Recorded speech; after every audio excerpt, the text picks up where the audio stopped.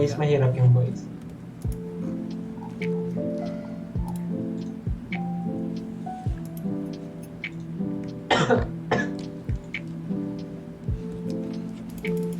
Ay, eto may letter sender. Oh, may letter sender. Ayan, ikaw magbabasa niyan? Tulog. Galing kay... Wait.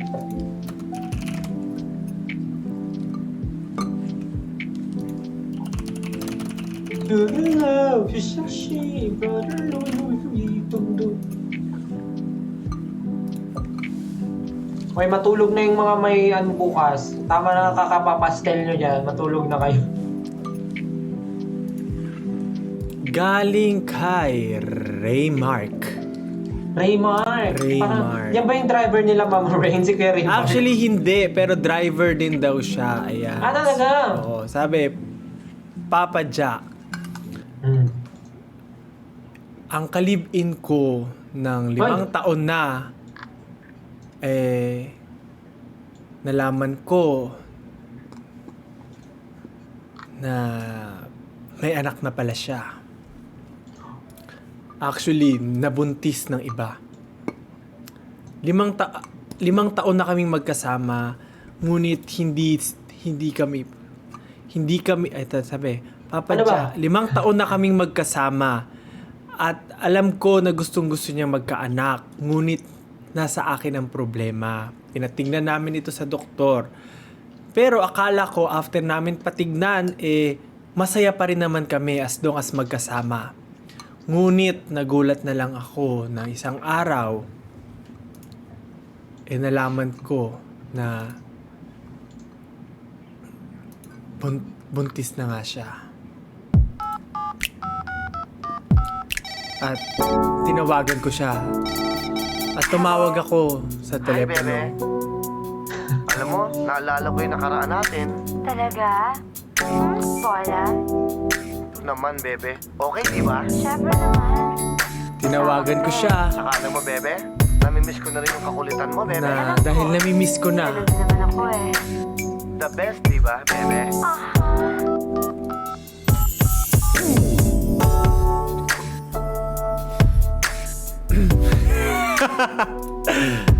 At ayun na nga. Kakanta ka ba o magkikwento? Hindi ko alam paano ito kantahin eh. Tinawagan ko siya. Sana pala. Dahil, at sa pagtawag ko, okay pa rin naman kami. Nandun pa rin ang sweetness namin.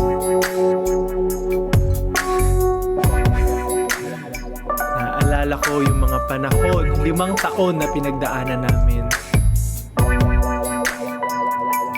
Gusto kong tanungin sa kanya kung bakit niya nagawa sa akin yun. Marahil nga nakagustuhan nila na wala. Juntis ka. Hindi ko kaya yung ginagawa. Hindi ko kaya yung ginagawa. Nakiya. Yun na pala yun. Ano daw? Ayun na pala yun. Oo, hirap din ka kasi nung kanta mo, Juntis ka na pala. Nung tinawagan ko siya, ay nalaman ko na Juntis ka. niloko mo ako, ayok ka. Juntis ka pala. Juntis ka. Napagod.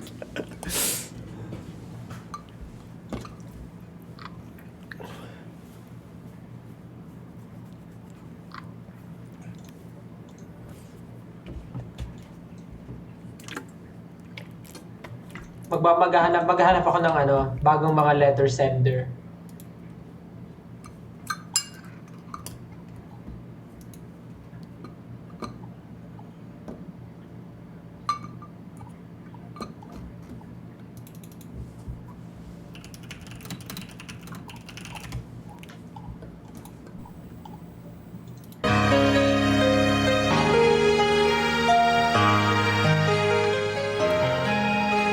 Dear Papastel.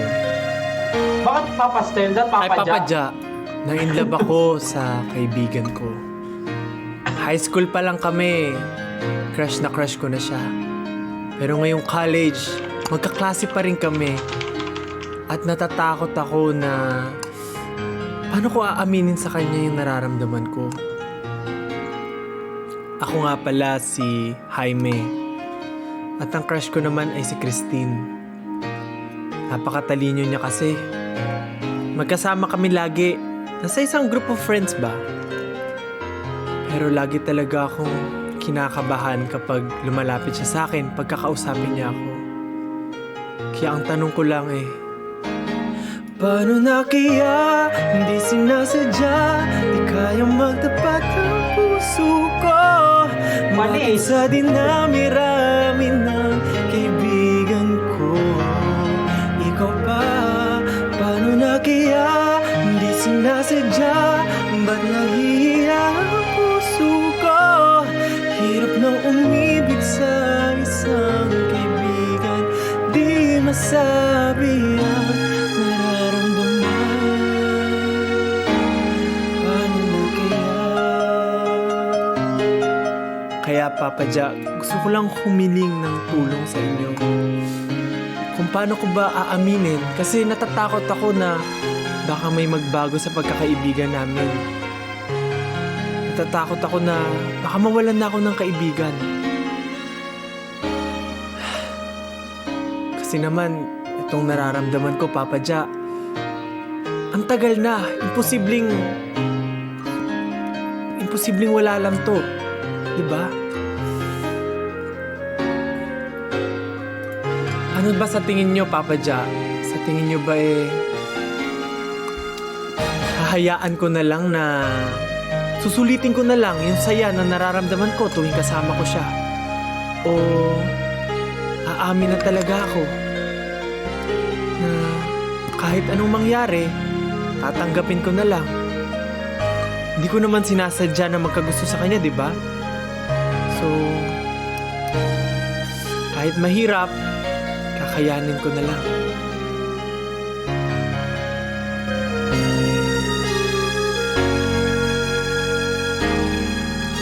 At sasabihin ko na sa kanya kahit na. At kung magkataong ito'y malaman mo, sana naman tanggapin mo.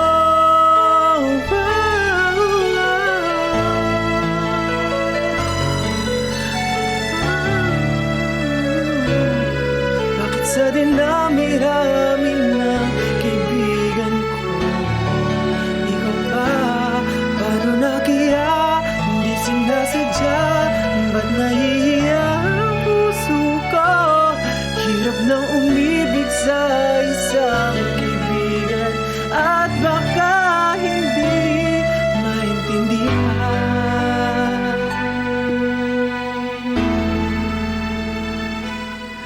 Paano na kaya, Papa Ja?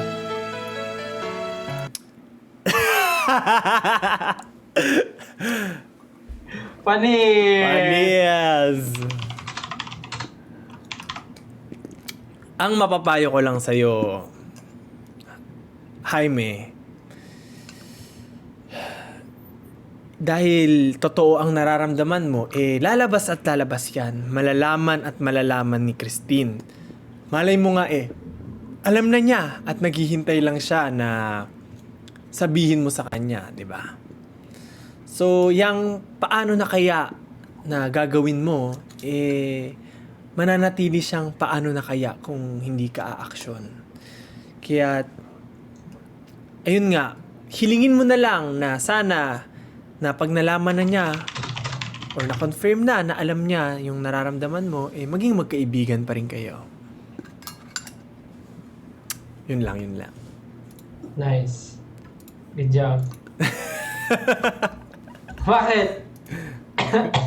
Wala lang. Dapat pala may lyrics karaoke para mas madali sundan.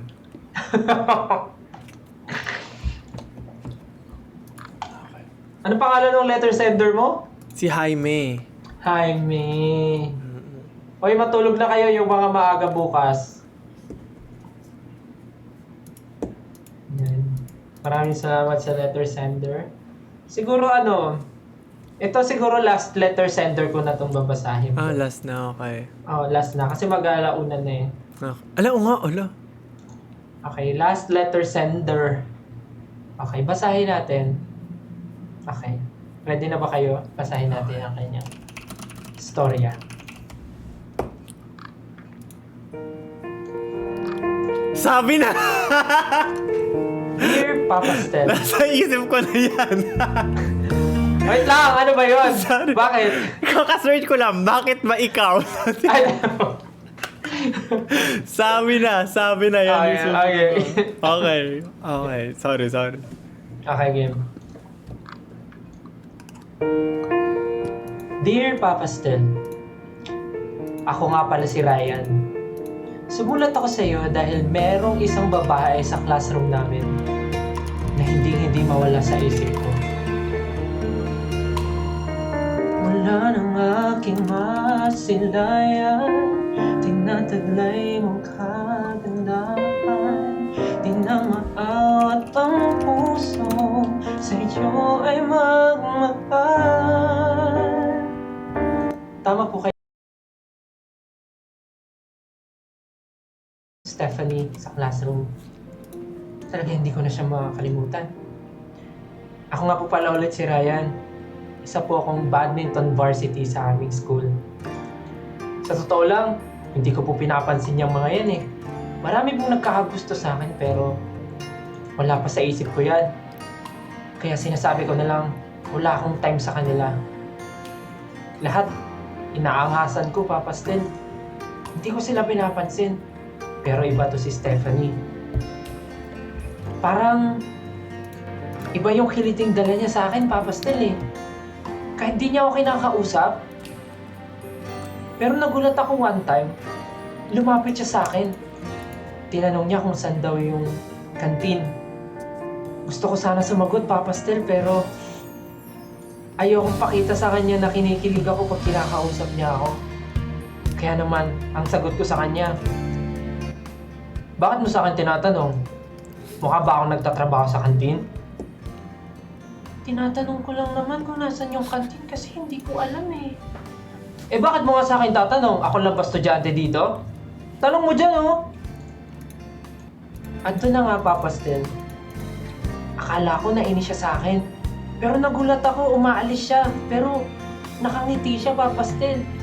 Hindi ko alam kung kilig, tuwa, inis yung mararamdaman ko, Papa Stel, pero kakaiba talaga si Stephanie. Nagdaan ng ilang araw, talagang di ko siya pinapansin. Pero nararamdaman ko nagpapapansin siya sa akin, Papa Stel. Dinadaan niya pa sa mga simpleng sagi, simpleng kalabit, pero alam kong nagpapapansin siya sa akin. Kaya naman, hindi ko na napigilan ang sarili ko. Bumigay na ako, Papa Stel, at umamin. Ay, nag-stop. Sa pag-ibig mo na may nagmamay-ari na, nais ko lang malaman mo na minamahal kita. At nagulat ako, Papa Stel. Inamin din niya na mahal niya ako. Umamin sa akin si Stephanie. Totoo nga, Papa Stel. Nagpapapansin siya sa akin. At ang sabi niya,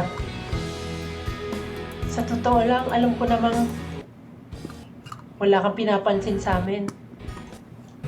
Kaya nagkaroon ako ng lakas ng loob para magpapansin palalo sa'yo. Alam ko rin gusto mo ako. Kaya naman, nilakasan ko ang loob ko. Kaya ngayon, sinasagot na kita.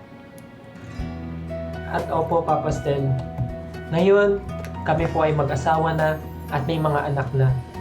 Naging masaya kami ni Stephanie. At sana, maging inspirasyon po ang aming kwento. Wow. Maraming salamat, Papa Stel. Anong pangalan ng letter sender mo? Ha? Anong pangalan ng letter sender mo? Si Ryan. Si Ryan. Hindi siya ayos. Hindi siya ayos, si Ryan. Actually, yung mga Stephanie talaga, papansin yan. Bakit? Mga papansin talaga yung mga Stephanie kasi nga, kita nyo, they always... Grabe ka naman sa mama ni Josh. Tita Aldrin. Hindi. Di ba Stephanie si naman yung Tita? naidudulot. Ngayon naging sila na dahil nga sa pagpapapansin, di ba? Yung... Tsaka, kasi talagang may in love yan si... Ano nga ulit pangalan ng theater center mo? Si Ryan. May in love talaga yan si Ryan kay Stephanie. Kasi ano siya nakakatawa siya. Bakit? Stephanie. Si Stephanie. Oo. So, yeah. Nakakatuwa talaga. Tsaka grabe no, kasi di ba uso yung gano'n, yung parang magpapanggap kang strong, pero deep inside kinikilig ka. May mga gano'n talaga no. Tapos, ayan no, tingnan mo, buhay na patunay, nangyari sa kanila, hindi pa niya pinapansin sa una, pero, di ba? Tama. Na kinikilig pala siya. Kaya, Grabe ka naman sa mga Stephanie, papansin. Sumbong kita kay Tita Aldrin. hindi, totoo yun. Totoo yung sinasabi ko. Ano yun? Proven and tested talaga. Kasi, di ba? Bakit may nagpapansin na rin ba sa yung Stephanie?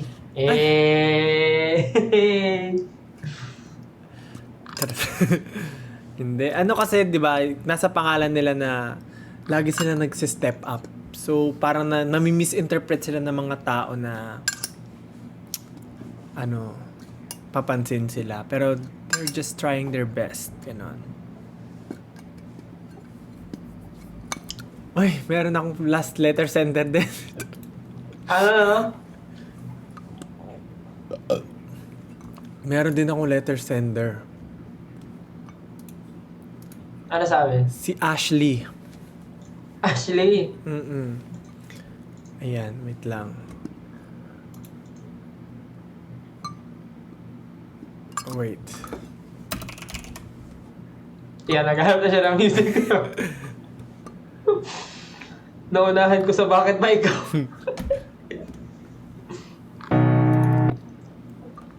Wow, isa pang araw ba yan? Hindi, grabe naman. Hindi. Ayan. Wait lang. Ito, ayan, nababasahin ko na. Dear Papa Jack, ako nga pala si Ashley. Ay, lakas. Lakas sa music mo. Ako nga pala si Ashley. At meron akong kaibigan, katrabaho ko, na nainlove ako sa kanya, si Alfredo. Ang hirap niyang mahalin dahil napaka-porsigido niya para sa mga pangarap niya. Ang sabi niya sa akin, sabay namin naabutin ang mga pangarap. Pero nahihirapan ako dahil masyado siyang mabilis at napag-iiwanan ako.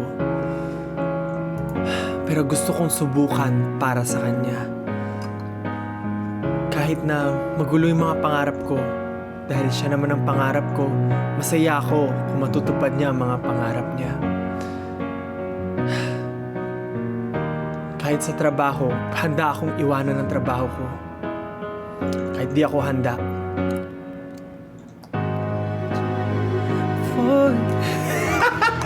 Nalate ako. Nalate ako. Isa pa. Take two. Nalate ako. Kahit di ako handa. But I'll try for your love. I can hide up above. Ay, lalakasan yung music. Oo, magkakanta ka, lalaksan mo. For your love. Kasi huwag mo salita kang hinaan.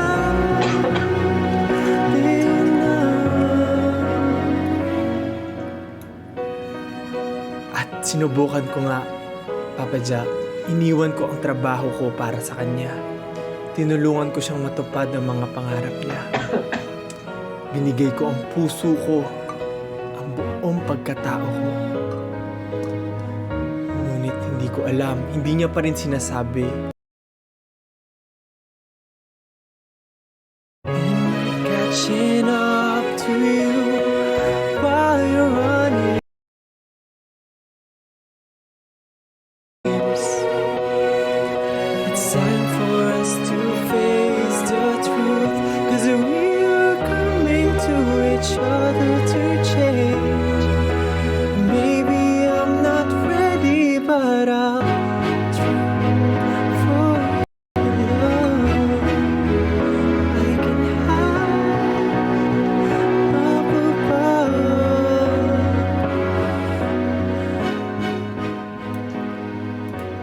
Sinubukan ko saluhin lahat ng problema.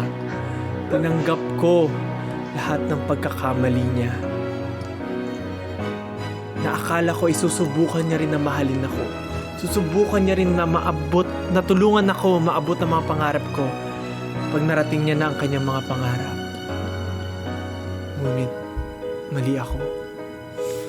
Sa huli ay ginamit niya lang pala ako. Akala ko lahat ng pinapakita niya ay totoo. Yun pala, gusto niya lang talagang marating ang mga pangarap niya at hindi niya ako isama. Hirap na hirap ako ngayon, Papa Ja. Di ko alam paano ako mag-move on. Di ko alam kung paano ko haharapin ang bukas. Yeah. Nangya. Ang hirap na.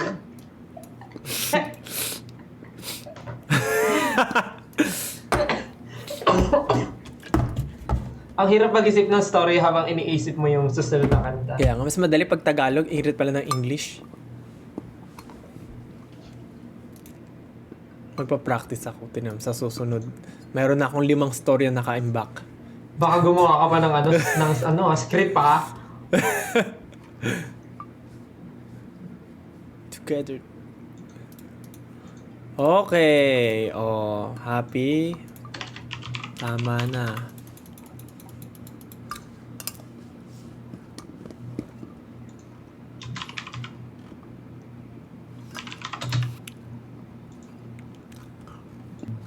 Dear Papa Stu. Madali yan, madali. Siyempre, kanta mo eh. Dear Papa Stel, may multo sa amin. Ngunit di ko siya nakikita. Ang nakikita ko lang ay ang anino. Anino? Anino. At hindi niya ako iniiwan. Sinusundan niya ako kahit saan ako magpunta. Dahil ang tala ko'y nabiyag ng mata mo. Dahil sa kanyang pagpapakita ay hindi na ulit na alis sa mga mata ko ang anino niya. At kahit na ganun pa, manayayakapin lamang kita. Huwag nang mag-alala, pakilan may di na mag-iisa. At sabi ko sa kanya, hindi na siya mag-iisa dahil sasamahan siya ng anino ko. Lagi ko siyang tatabihan. Na-inlove ako sa isang multo, Papa Ja.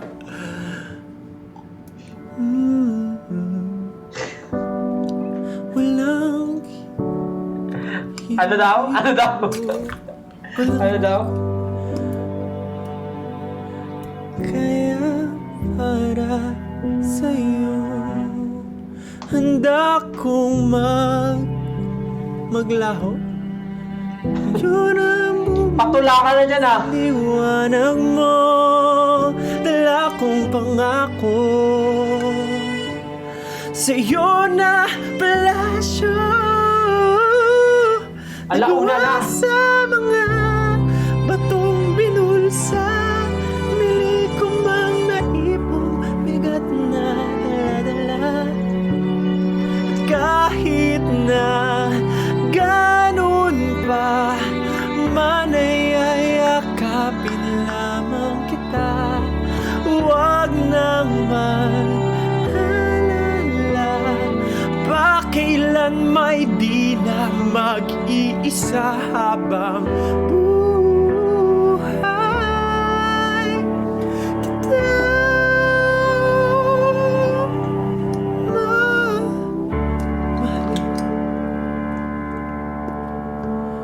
At minuto niya na nga ako.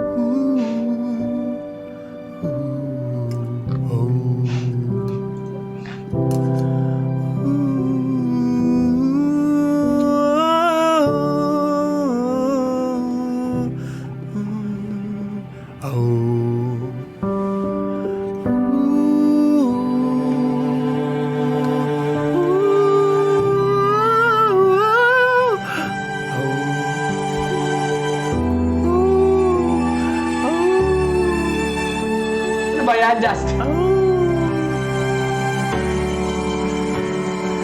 Heto ko, bibigyan ng ginang pangalan mo.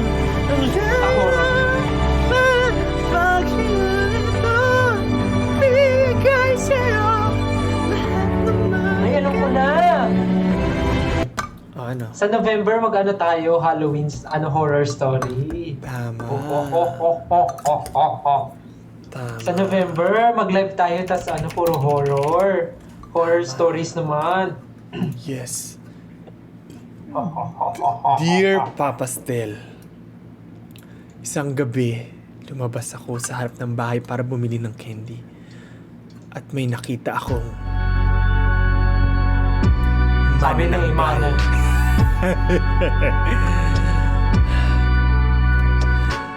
At ang magnananggal ay Ang magnananggal. At ang manananggal ay nakipagpustahan sa akin, Papa Stel. Pumusta ng 50. At ang sabi niya ay, madaya ba mundo? Hoy, tama na, Justin. Alauna na. Paubos na nga yung ano ko eh. Next time na lang ulit, Energy ko. mag-ready ka ng mga story, tsaka mga kanta. Huwag mo ko agawan ng kanta, kunin mo na yung mataas. Magtinginan tayo ng kanta para walang kaparehas. Kalakal.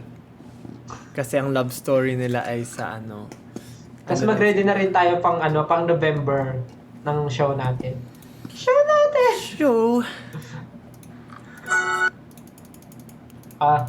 Tara na. Oh, sige na, bye-bye, salamat. Bye-bye. Thank you guys. Bye. Good night. Love you. Bye, Bye-bye. guys. Good night, guys. We love you. Thank you so much. Good night. Bye-bye. Paalam. Good night. Thank you po. Thank you. Bye. Oh, kakanta pa siya, oh. Dear pa, pero pa ito. Sige na, bye-bye na. Di ba siya tapos? Gusto pa niya. Natutuwa siya.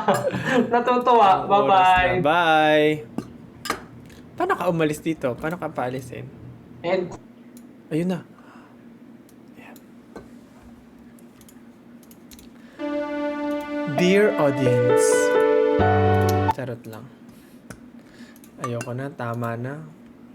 Puro na ako kahihiyan. Pagising ko, titignan ko yung mga screen record ng pinagagawa ko ngayong gabi. Pagsisisihan ko silang lahat. Bakit ko to ginawa? Bakit pa ako nag-live? Anong meron sa akin at ginawa ko to? Habang nagsuscroll, tinitignan, paggising ko. Sasakupin namin kayo ang planeta.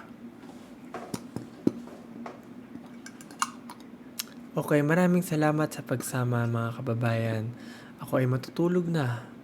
At sana ay marami kayong natutunan sa aming mga payo tungkol sa mga love stories. Sana ay masaya kayong matutulog ngayong gabi. Maraming salamat at sa sunod nating pagkikita. Paalam. Bye. Lo, 3 oras nag-live. Oh my God. Bye. Goodbye na talaga. Heto ako, bibigyan. Bye-bye. Good night. Thank you so much, guys.